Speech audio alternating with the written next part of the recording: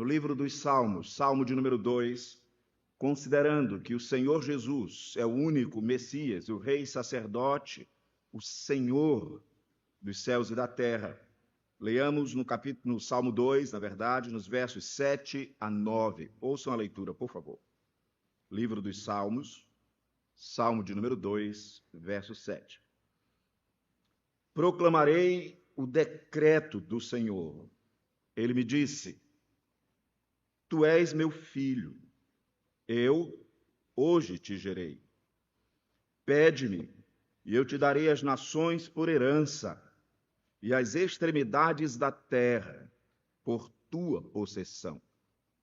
Com vara de ferro as regerás, e as despedaçarás como um vaso de oleiro. Vamos orar mais uma vez. Senhor Deus, bendito, eterno, soberano Deus, quão magnífico, Senhor, é o teu nome em toda a terra. Não há, Senhor Deus, nenhuma porção, nenhum milímetro, nenhum espaço neste universo do qual o Senhor, especialmente o teu Filho, o único sacerdote ungido do Senhor, que ele não possa dizer: é meu. É nesta confiança, nesta certeza que tu és Senhor absoluto do universo, que vimos, estando na tua presença, participamos da mesa do teu Filho, confessamos nossos pecados, nos levantamos para uma adoração ao nome dele, ao teu nome através dele. Foram feitas ofertas voluntárias e agora silenciamos, Pai, lendo as Escrituras para ouvi-las, porque o próprio Cristo é aquele que canta conosco, mas é também a voz por trás da mensagem fiel. Ajuda-nos, portanto, a sermos fiéis na transmissão da tua palavra. Ajuda, portanto, que cada pessoa neste lugar receba a tua palavra como verdadeiramente deve recebê-la, como palavra do Senhor Deus. Abençoa o nosso pastor Alfredo, no aniversário da 5ª igreja, como palestrante, como expositor da tua palavra, num culto solene naquele lugar, que ele continue, como faz sempre, glorificando o teu nome, através de Cristo. É a nossa humilde oração, em o nome do Senhor Jesus. Amém. Caros irmãos, queridos amigos, há uma boa razão para lermos o livro dos Salmos, especialmente o Salmo 2, e considerarmos que, de alguma maneira, o Salmo 2, ele tem uma continuidade, ou mesmo apenas uma relação com o Salmo 1, e isto não apenas no sentido sequencial. Essa é uma discussão que todo aquele que ler e todo aquele que busca o entendimento do Salmo 2 vai enfrentar. Qual a ligação dele com o Salmo 1? Nós vamos sustentar, então, que este Salmo certamente tem uma ligação estrutural, estrutura poética dele, está ligada com o Salmo 1. Isso porque há testemunho da igreja antiga, Orígenes, vai dizer isso no 2º século, ali no final dele, vai considerar uma ligação muito pertinente através das palavras. Ainda um testemunho interno das Escrituras no livro dos Salmos, eu faço menção, segura aí, fica no Salmo 2, daquilo que a própria Escritura diz em Atos 13, verso 13. E aí é bem interessante essa citação, e eu faço ela apenas rapidamente para depois nos determos em alguns aspectos, quando em Atos 13, 13, as Escrituras se referem dizendo que este salmo é tido como sendo o 2º salmo. A referência aqui depois eu aprimoro ela. E a Bíblia fala dele como sendo o 2º salmo, sendo que alguns manuscritos naquele texto diz que é o 1º salmo, se referindo ao 2º salmo como sendo o 1º. Todas as versões que nós temos praticamente em português vai dizer 2º, mas há um testemunho interno, portanto, das Escrituras, de que este seria o 1º salmo, ou seja, ele tem uma ligação com o 1º salmo. Para essa exposição, eu vou manter a sustentação de que há uma correlação com o Salmo 1, ainda que o Salmo 1 é uma espécie de introdução para todo o livro dos Salmos. Mas ele também traz, em primeiro momento, uma comparação entre os justos e os ímpios. Ele faz isso num sentido, parece-nos, quase singular, individual. O Salmo 1 diz: bem-aventurado o homem que não anda no conselho dos ímpios, não se detém no caminho dos pecadores, antes o seu prazer está na lei do Senhor e na sua lei medita de dia e de noite. O Salmo 2, ele diz: porque se enfurecem os gentios e os povos imaginam coisas vãs, os reis da terra se levantam e os príncipes, a palavra conspiram. Ele não está dizendo que os príncipes meditam, a mesma palavra, na palavra do Senhor Deus, mas eles meditam contra o Senhor. Então isso parece trazer uma ligação bem direta, estrutural, entre o Salmo 1 e o Salmo 2. Quando o Salmo 1 está falando de pessoas, do justo, do ímpio, o Salmo 2 está falando de nações, do universo todo, num sentido mais plural. E ainda apenas à guisa de introdução, o Salmo 1 diz bem-aventurado, e o Salmo 2 termina dizendo bem-aventurados. Então parece haver, sem dúvida nenhuma, alguma ligação, ainda que eles não sejam, e a gente não vai poder provar isso, o mesmo Salmo. Ainda que nós entendamos que o Salmo 1 ele é uma introdução para todo o saltério. Em todo o saltério nós vamos ver a conduta do justo e a conduta do ímpio. Nós vamos ver o final do justo, o final do ímpio. Nós vamos ver a bem-aventurança do justo. Nós vamos ver a maldição dos ímpios. Mas o Salmo 2, de alguma maneira, conversa com o Salmo 1. E isso é bem interessante de notarmos. Ainda é importante que percebamos que este Salmo de número 2, ele é intencionalmente, maravilhosamente bem elaborado, de maneira bem simples. O salmista estruturou 4 divisões. Você percebe que nós temos 12 versículos na tradução de português. E ele então dividiu de 3 em 3 versículos 4 cenas, para colocar 4 personagens, para colocar, num certo sentido, 4 vozes. É bem interessante de perceber. Dos versos de 1 a 3, tem uma personagem falando. O salmo inicia com alguém falando, não é exatamente o salmista. Sabemos que esse salmo foi escrito por Davi, por testemunho interno das Escrituras. Nos versos 4 a 6, muda a personagem. Não é o mesmo desses primeiros 3 versículos. E o que é mais interessante, alguns sustentam, e eu não pude fazer essa comprovação tão absoluta, que no texto hebraico, a mesma quantidade de palavras para cada uma dessas divisões.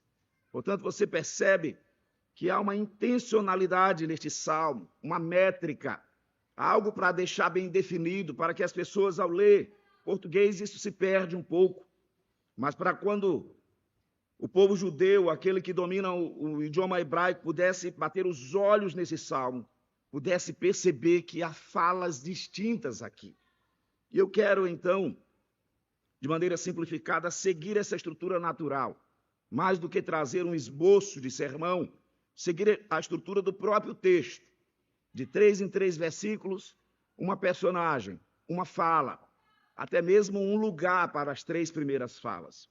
E quero terminar trazendo algumas aplicações cristocêntricas, porque eu li essa parte do verso 7 ao verso 9, porque é outro fator bem interessante desse salmo. Ele é um salmo extremamente cristocêntrico. Ele está falando do nosso Messias, do nosso ungido, do nosso rei, do nosso Senhor, do Filho. E o Filho tem a voz bem no meio dessa divisão, como se todas as outras vozes estivessem trabalhando para que a voz dele estivesse em evidência.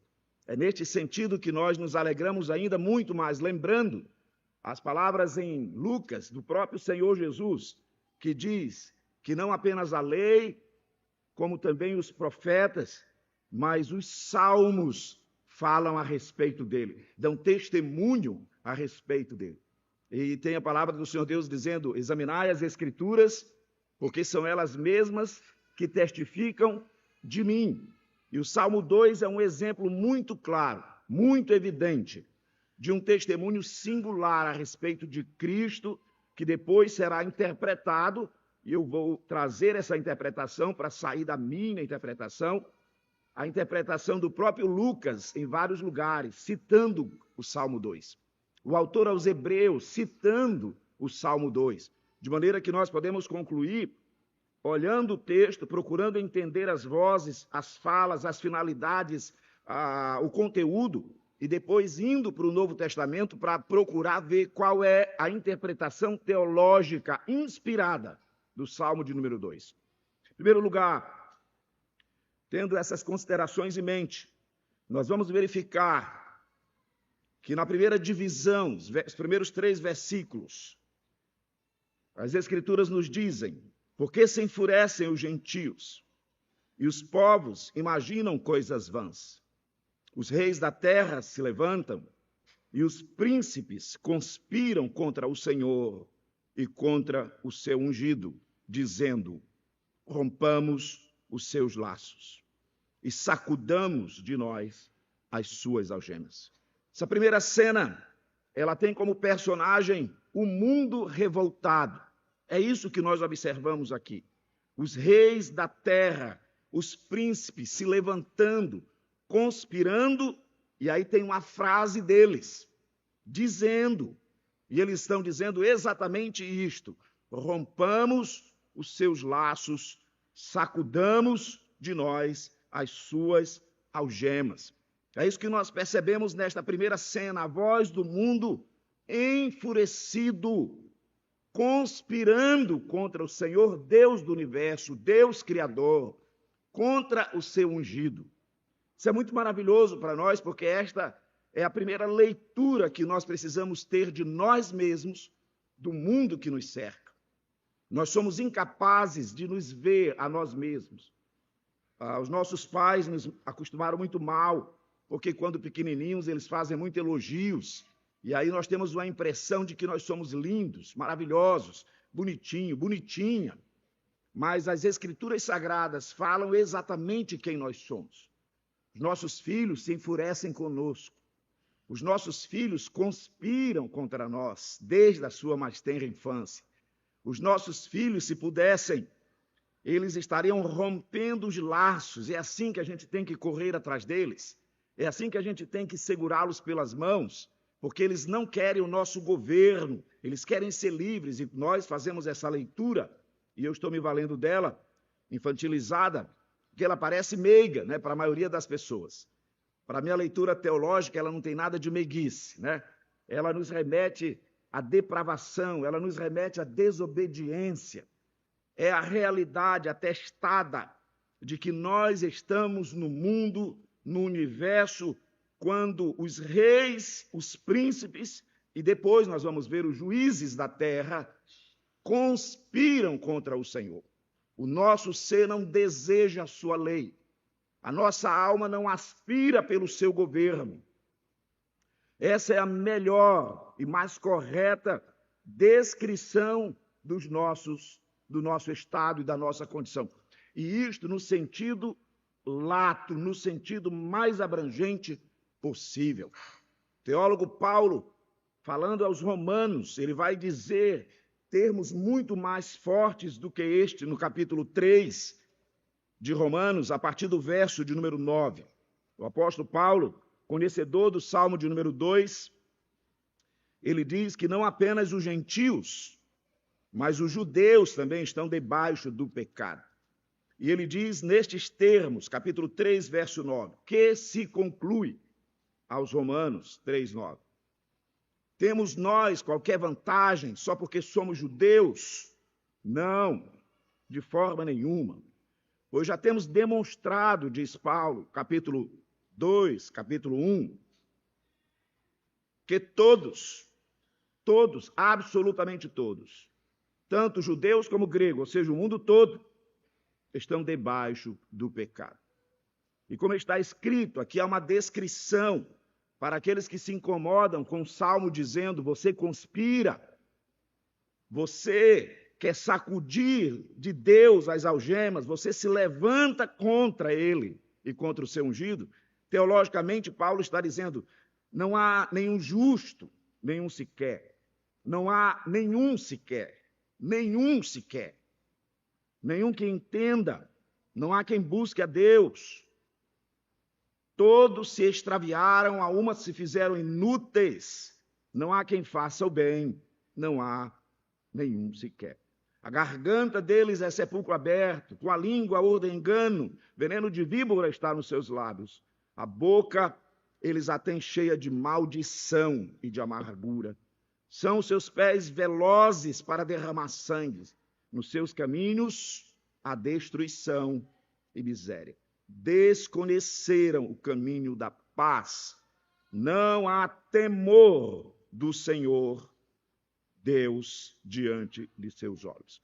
O salmista, portanto, nessa primeira cena, ele traz a frase da boca do mundo revoltado: rompamos os seus laços.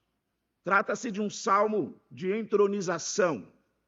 Pensar aí no gênero dele, aquele salmo litúrgico, quando o rei ia ser empossado, ele seria lido. Em primeira instância, ele fala do rei sendo ungido e de pessoas conspirando contra o ungido de Deus. Mas é um salmo messiânico que aponta para Cristo. Eles estão revoltados. Ao invés de meditarem, a palavra do verso 2, conspirar é meditar. Como diz no verso 1, no Salmo 1, né? Salmo 1, verso 2, diz assim: antes o seu prazer está na lei do Senhor, e a palavra hebraica, na sua lei medita. É a mesma palavra do verso 2, conspira.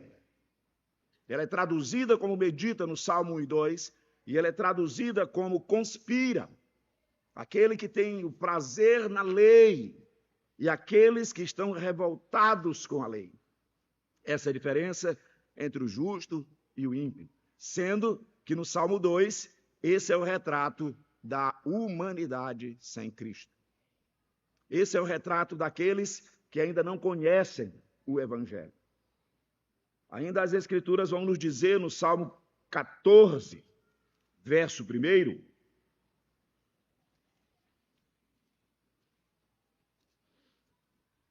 diz o insensato no seu coração: não a Deus. Então essa é a rebelião natural do coração do homem sem Cristo.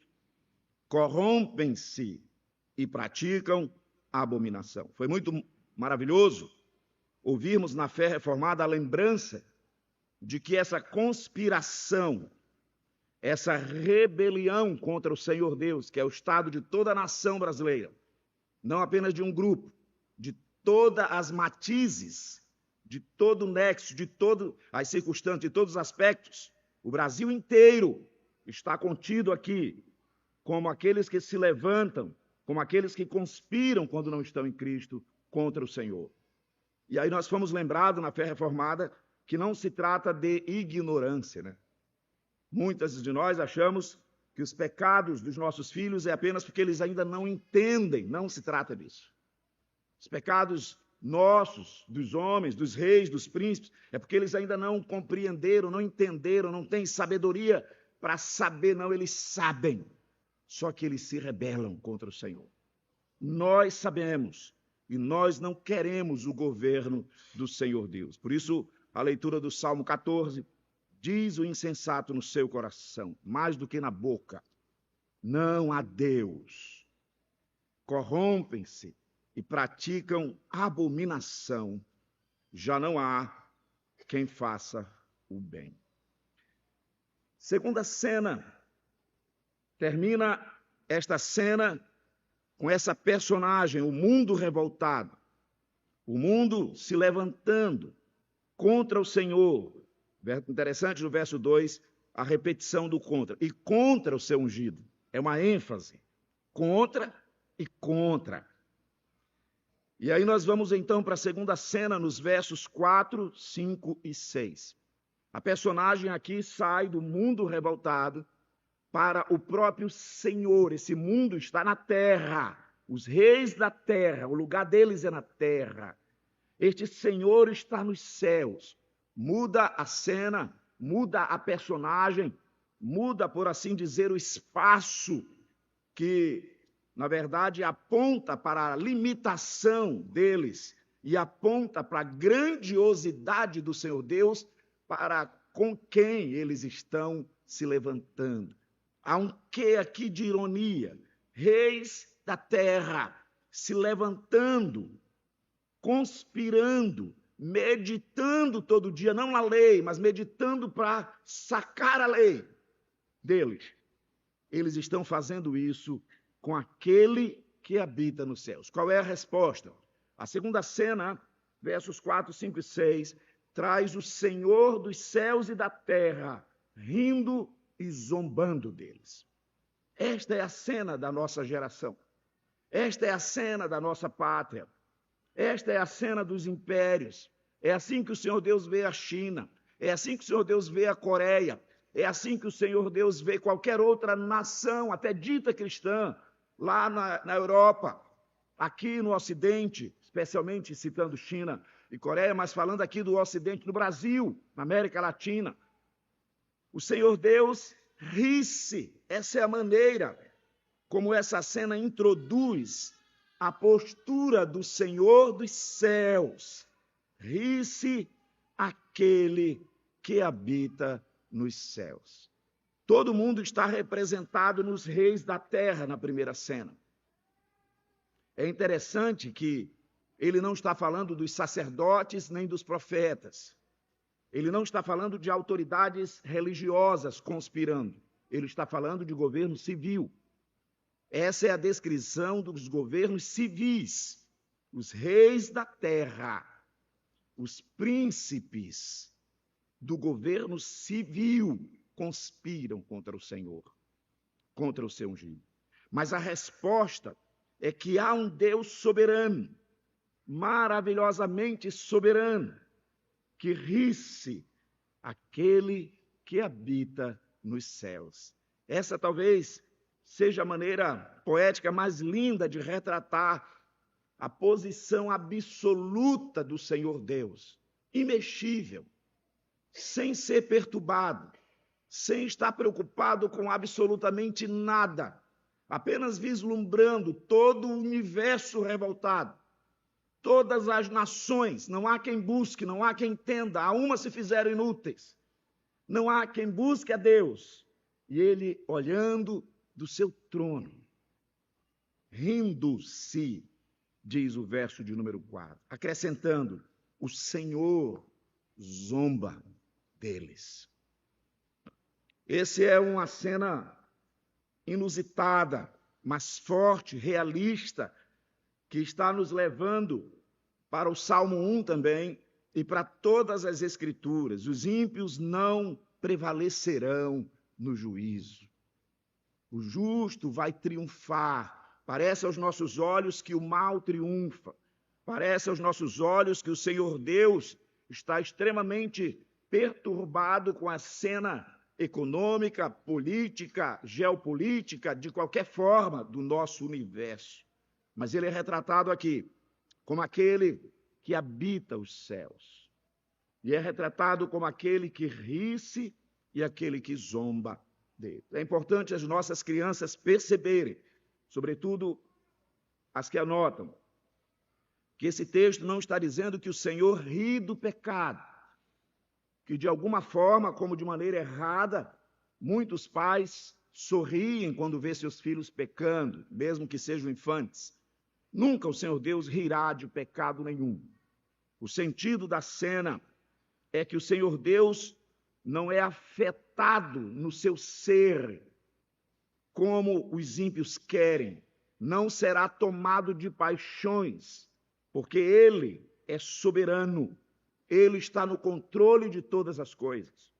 Para você entender que ele não está rindo, no sentido de não tem valor nenhum o pecadinho deles, que bobagem dos meus filhinhos, não é esta cena. Você percebe que o autor diz, o Senhor zomba deles, e ele diz no verso 5, na sua ira. Na sua ira. Essa deveria ser, se nós fôssemos santos, como Deus é santo, deveria ser a nossa posição diante do menor pecado dos nossos filhos. Uma grande ira. E nós não sentimos, exatamente porque não temos a santidade desse Deus. Da medida que o Senhor Deus, por um pecado, expulsou Adão do Éden, e aí as pessoas vão dizer, mas como que um Deus desse, um Deus que expulsa uma criança, porque disse não coma a banana antes do tempo, esse não é um Deus considerável, esse não é um Deus razoável, esse é o Deus razoável, que é um Deus que tem santidade absoluta. Eu não posso compreender, eu não posso sentir essa aversão ao pecado, e graças ao Senhor Deus eu não sinto, e não sentirei nunca, essa aversão que ele tem, porque eu nunca alcançarei o grau de santidade dele. Tal é a santidade dele, que ele, na sua ira, a seu tempo, lhes há de falar. Então, o Salmo 2, ele retrata o universo revoltado, a partir dos seus governos civis, se levantando, dizendo não à lei de Deus, diferente do Salmo 1, do bem-aventurado. Mas ele retrata também um Deus que não está apenas sentado, de alguma maneira, deixando de lado os pecados, mas ele considera todas as nações. E a reação dele é esta, firme, rindo, zombando, na sua ira, a seu tempo, lhes há de falar. Da mesma maneira que o salmista colocou uma frase na boca da personagem da cena anterior, o mundo, que está dizendo, rompamos os seus laços, o Senhor vai falar também. Qual será a fala do Senhor? O que o Senhor Deus vai dizer para essas nações conspirando, revoltadas, querem a religião do jeito delas, querem uma igreja do jeito delas, não querem que mexa em pecado, querem ser recebidas numa sala VIP de culto, onde nada dos seus pecados deve ser falado, onde nada que incomode deve ser falado. E aí não é falado em lugar nenhum. Quando não é falado no púlpito, quando não é falado no culto, não se fala na escola, não se fala no culto de oração, nunca se fala de pecado. Então, o púlpito, ele fala de pecado. Ele denuncia os nossos pecados. Ele recebe você com todo o coração, mas ele diz, todos nós estamos no estado de conspiração contra o Senhor. Essa é a sua condição inicial neste lugar. E por isso você precisa de Cristo. Por isso eu preciso de Cristo. E ainda diz mais, não apenas você está nessa condição, mas também o próprio Deus reage a isso. Que nós não temos uma religião de um Deus amorfo. Nós temos, pelo contrário, um Deus que zomba daqueles que não querem o seu governo. Daqueles que pensam que podem rejeitar a sua palavra. Que estão analisando. Vale a pena ser crente? Vai ser dessa vez? Eu vou ser dessa igreja? Não sei. Eu vou ler a Bíblia? Não sei. Já é para ter isso muito bem resolvido diante do que temos ouvido aqui. Então o Senhor zomba deles. A seu tempo lhes há de falar. Qual será a fala? O verso de número 6 traz essa fala. Antes, porém, no verso 5 ele diz, eu e no seu furor os confundirá. Portanto, essa fala que o Senhor Deus vai falar, ela é carregada, segundo o verso 5, de ira, no seu tempo, sem paixão, e também no seu furor. Essas duas palavras, elas nos remetem a um salmo muito antigo, o Salmo de Moisés. Moisés também escreveu um salmo, o Salmo de número 90. Quero que você observe ele. Para Moisés, a ira do Senhor Deus não é um lapso de ânimo, de paixão. Para Moisés, a ira do Senhor Deus é ato contínuo.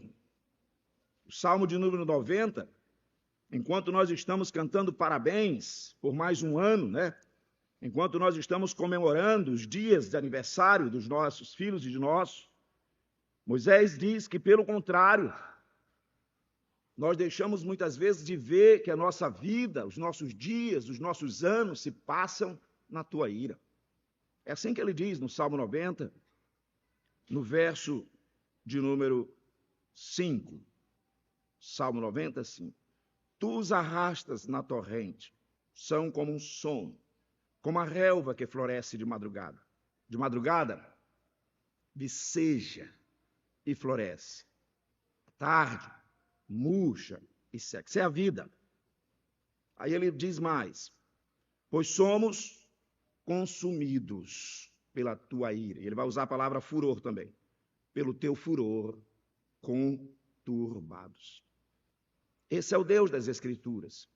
Toda religião de verdade vai apresentar a sua condição e vai apresentar a reação do Deus da verdadeira religião à sua condição. Toda religião de verdade vai apresentar a nossa condição e vai apresentar a reação do Deus dos céus à nossa condição. Nesse sentido, ele diz no verso 7, pois somos consumidos pela tua ira. Até Moisés está aqui. Ele não disse são, ele disse somos. Mais um dia de vida, mais um ano, sendo consumidos pela ira do Senhor. Ele diz mais, pelo teu furor somos conturbados. Diante de ti puseste as nossas iniquidades. Sob a luz do teu rosto, os nossos pecados ocultos. A descrição ainda é pormenorizada. Verso 9. Pois todos os nossos dias, tente, todos eles. Quantos dias você tem? Quantos tem o seu bebê? Quantos tem o seu menininho? Quantos tem, com todo respeito, os nossos anciãos? Todos os nossos dias se passam na tua ira. Acabam-se os nossos anos como um breve pensamento. Os dias da nossa vida sobe a 70 anos, vem havendo vigor a 80. Mas são todos eles, não apenas o da velhice. Todos eles se passam na tua ira. Na verdade, o livro dos Salmos, no Salmo 7, que ele é um contexto um pouquinho mais amplo do Salmo 2, mas eu não vou entrar nisso. Mas ele é o final do contexto posterior do Salmo 2. O Salmo 7, ele diz no verso de número 10 e 11. Livro dos Salmos, Salmo 7, 10 e 11. Deus é o meu escudo. Ele salva os retos de coração. Que Deus, verso 11. Deus é justo juiz. Que Deus que sente indignação todos os dias. O salmista do Salmo 2, a segunda cena, ele apresenta, portanto, este Deus maravilhoso como sendo aquele que ri, que zomba e que no seu tempo há de falar. Qual é a fala dele? Verso 6, para irmos para a terceira e última cena. Ele diz assim, eu, porém, constituí o meu rei sobre o meu santo monte Sião. O que as nações estão? Enfurecidas. O que as pessoas querem no mundo todo? Quebrar as algemas do governo maravilhoso, da lei, da santidade do Senhor Deus. Como o Senhor Deus reage? Zombando. Mas na sua ira justa, santa, na sua indignação, ele traz a fala, no seu furor, ele vai confundir todos que estiverem nesta condição. E ele diz, eu, porém, constituí o meu rei. Vocês, na fúria, na tentativa de quebrar os laços, não tem como me impedir de estabelecer um reino. Vocês não podem dizer não. A graça é irresistível. Vocês não podem dizer, eu não quero ser salvo, eu não quero ser crente. Eu constituí o meu rei. E ele diz que este rei foi constituído no Monte Sião. É um choque na cabeça dos judeus. No Monte Sião, nós vamos ungir um sacerdote. Mas aqui o Salmo 2, ele está dizendo que é constituído um rei. No templo era o sacerdote, mas A adoração verdadeira do Senhor é um rei sacerdote. Esse é o profeta verdadeiro, é Cristo, que entra montado no jumento. É um rei não da perspectiva política, não da perspectiva da libertação política, mas da perspectiva espiritual, o Rei da Glória, o Senhor dos Senhores, o Senhor Jesus, o Príncipe da Paz. Ele é o Rei e ele é ao mesmo tempo sacerdote e ele é ao mesmo tempo sacrifício, de maneira que nós não vamos poder resistir, mesmo nos enfurecendo. Esse é o poder que eu não tenho para com os meus filhos, para com os nossos filhos. Eles se enfurecem, não querem às vezes o nosso colo, está em pé, quer ficar no chão, está sentado, quer levantar, menino furioso. A gente não consegue dobrar o coração deles, apenas contê-los. Depois eles ficam maiores e podem ser um pouco mais rebeldes. Mas Deus não. Ele vai transformar a nossa fúria. Ele vai transformar a nossa conspiração. Esse é o recado que ele tem. O recado que ele tem. Eu, porém, verso 7, constituí o meu rei sobre o meu santo Monte Sião. A terceira cena, ela é a última, porque a quarta cena eu vou fazer a aplicação. Então, a terceira cena, ela é contínua à segunda. Na voz do Pai, não tem anúncio da terceira cena. Imediatamente a gente ouve a voz do Filho.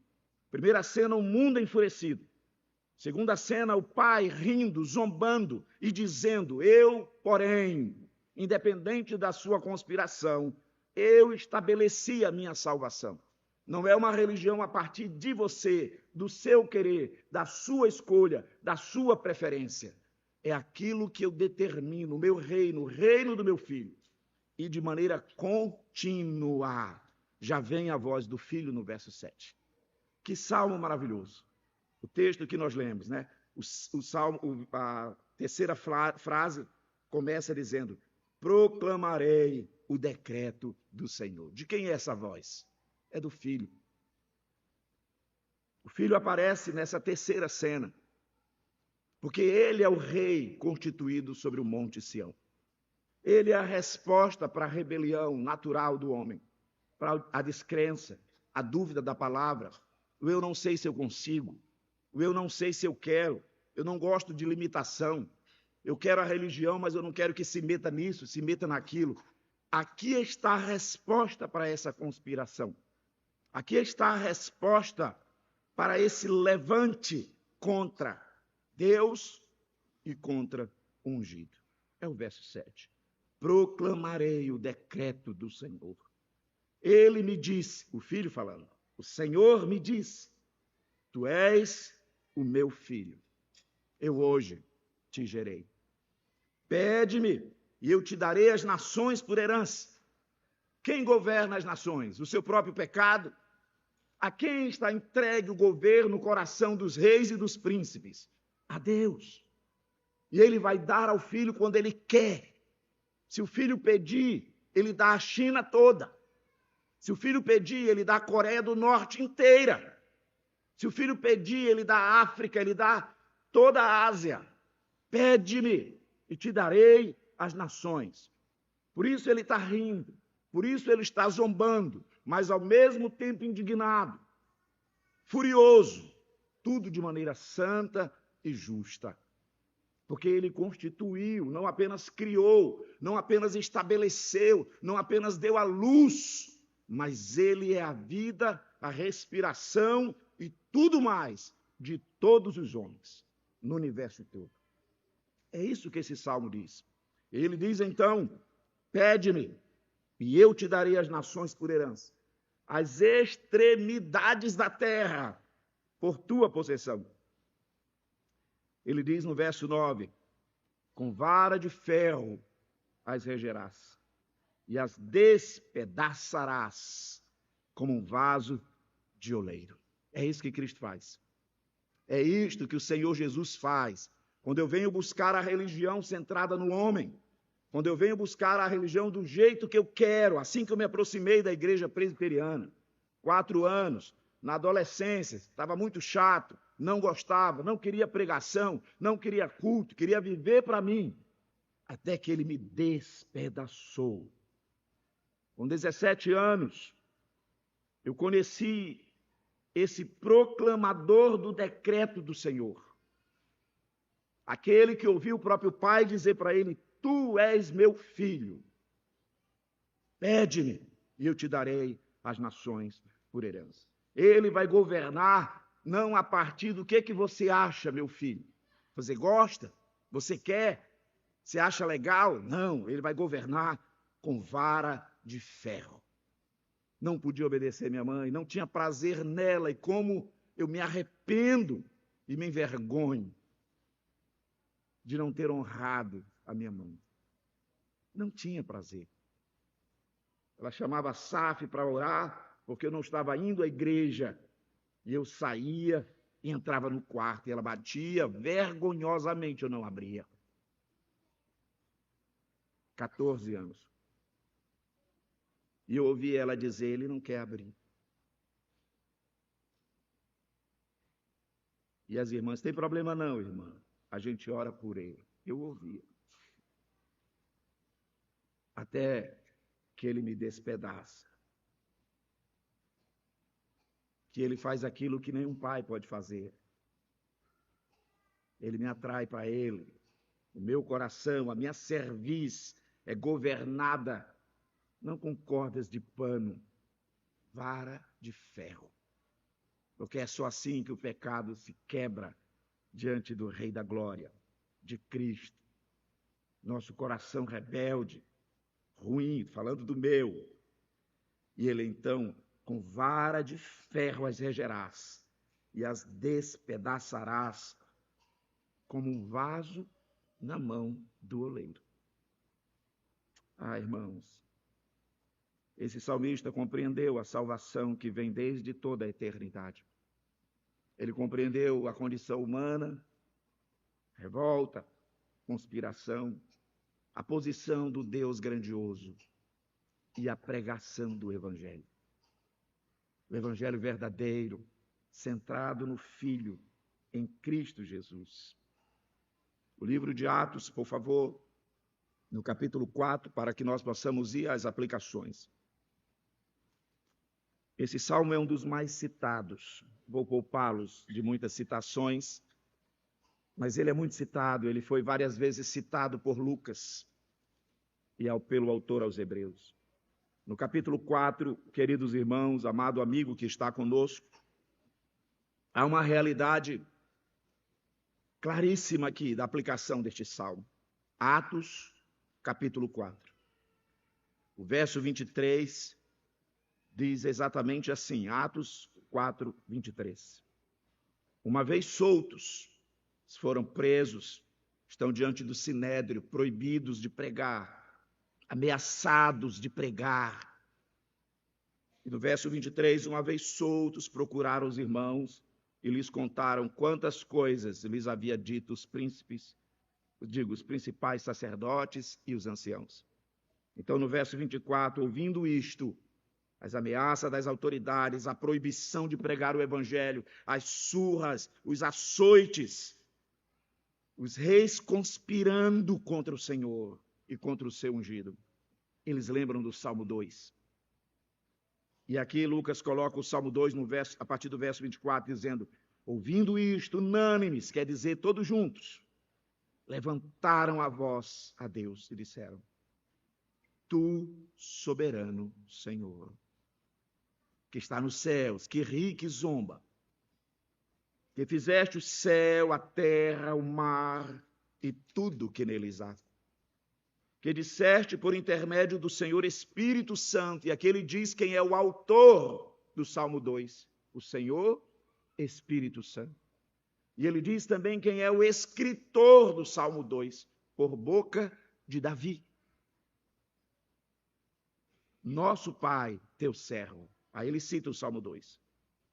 Porque se enfurecem os gentios, e os povos imaginaram coisas vãs. Eles lembraram disso. Levantaram os reis da terra e as autoridades, ajuntaram-se a uma. contra o Senhor, e ele repete os dois contra o seu ungido. Eles aplicam para a realidade deles, verso 27, porque verdadeiramente se ajuntaram nesta cidade, contra o teu santo servo. Eles estão dizendo quem é ungido, quem é o rei de Sião. A interpretação teológica, judaica, porque eles são judeus, a verdadeira interpretação inspirada, o cumprimento da promessa ou da profecia, a qual ungiste. Se levantaram contra, aplicando o Salmo 2, a Herodes e Pôncio Pilatos.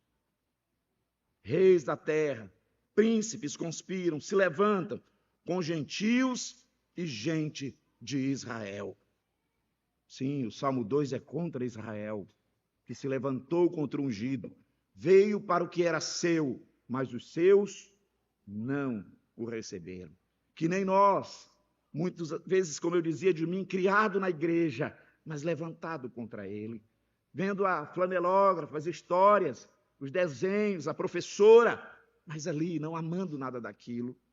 Então ele diz, Herodes, Pôncio Pilatos, com gentios e gente de Israel, para fazerem tudo o que a tua mão e o teu propósito predeterminaram. Eu constituí o meu rei no meu monte Sião. O Senhor ri deles, zomba deles. A incredulidade, o nosso pecado, a nossa rebeldia não é um desafio para o Senhor Deus dos céus. A incredulidade do marido, a sua, dos filhos, não é um desafio do rei, seja ele qual for. Não é um empecilho para ele. Pelo contrário, vão fazer tudo o que a tua mão, teu propósito, predeterminar. Agora, Senhor, estão orando o Salmo 2. Olha para as suas ameaças e concede aos teus servos que anuncie com toda intrepidez a tua palavra. O rei que reina pela palavra, enquanto estendes a mão para fazeres curas, sinais, prodígios por intermédio do nome do teu santo servo Jesus. Tendo orado, tremeu o lugar onde estavam reunidos, todos ficaram cheios do Senhor Espírito Santo e com intrepidez anunciavam a palavra de Deus, como estamos fazendo. Portanto, esta é a resposta do Senhor da glória e esta é a apresentação do Filho e o seu comprometimento. Proclamarei o decreto do Senhor.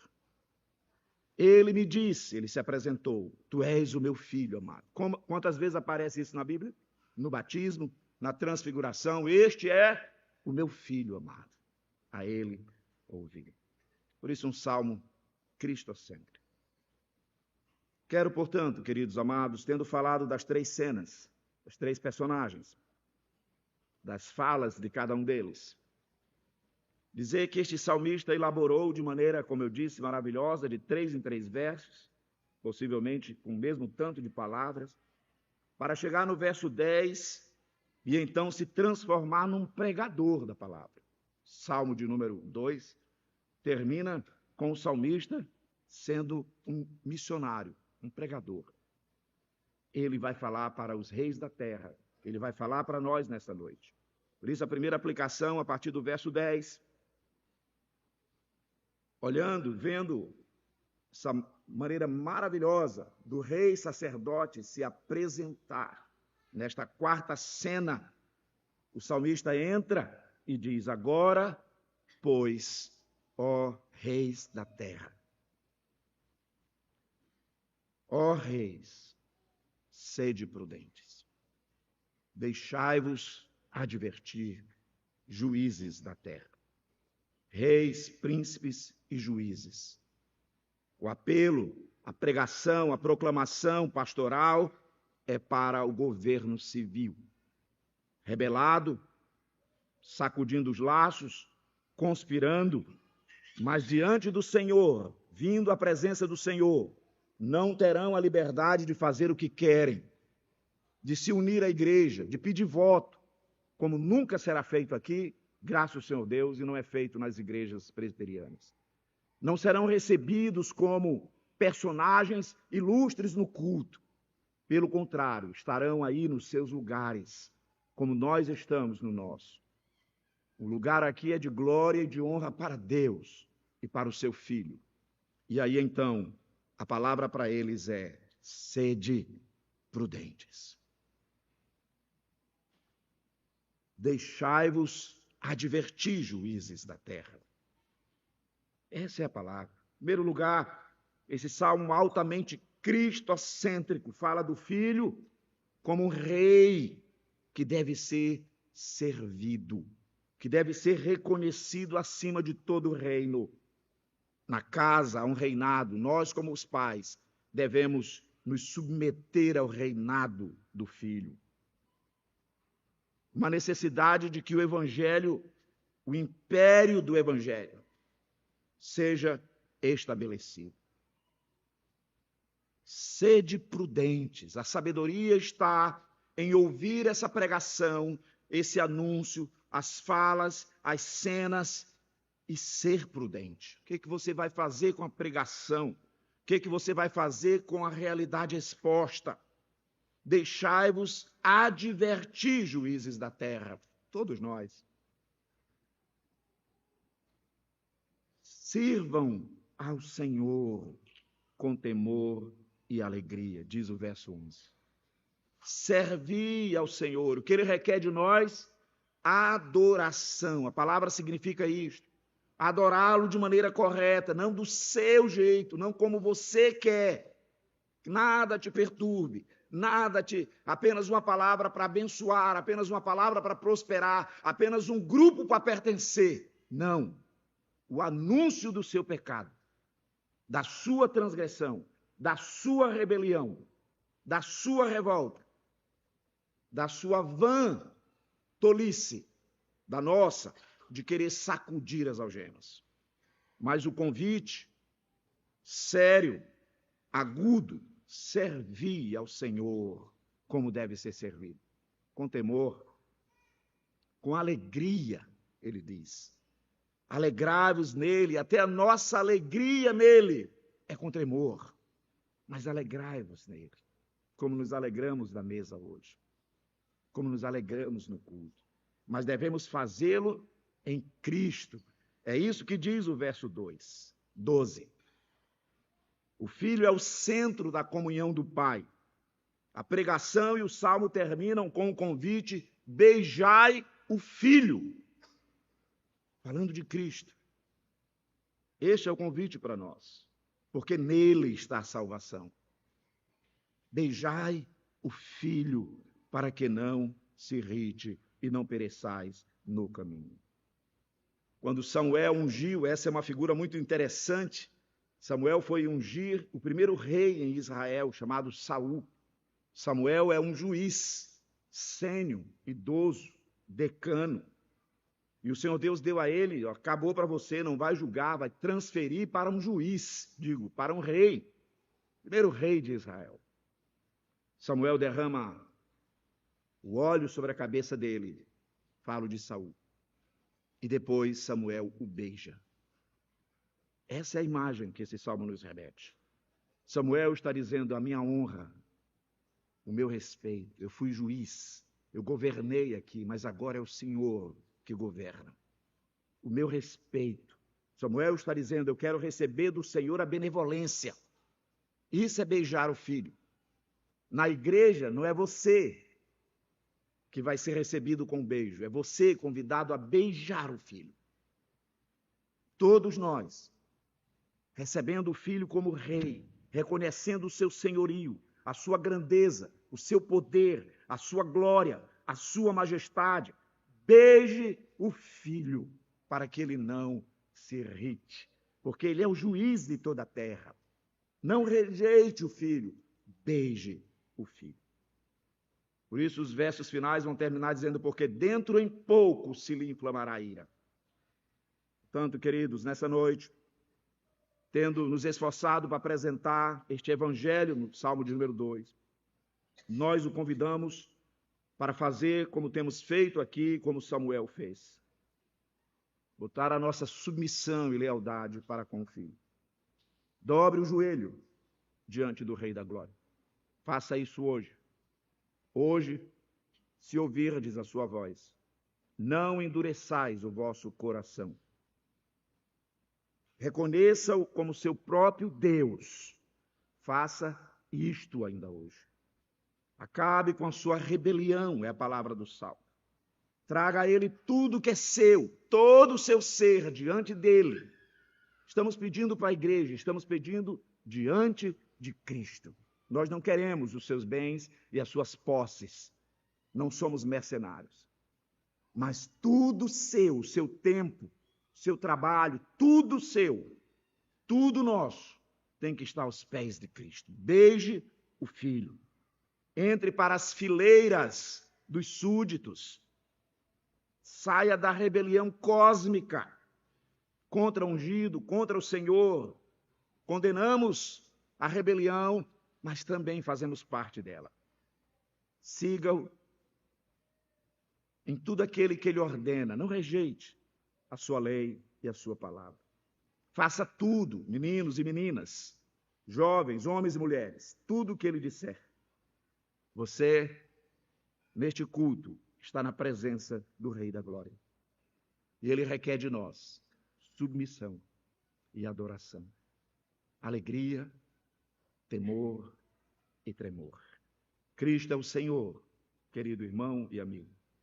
Portanto, devemos segui-lo em nossos empregos. Cristo é o Rei sacerdote. Portanto, devemos segui-lo em nossos casamentos, em nossas uniões matrimoniais. Cristo é o Senhor da glória. Portanto, devemos segui-los no nosso lar, em todos os lugares. A Ele seja a honra e a glória para todo o sempre. Querido irmão, querido amigo, eu quero ainda chamar a sua atenção para um recebimento que vamos fazer, convidar o nosso querido presbítero Joaquim, de um membro da igreja. Ele, como vice-presidente, vai fazer essa parte. Depois desse recebimento, eu vou estar retornando aqui para orar e fazer a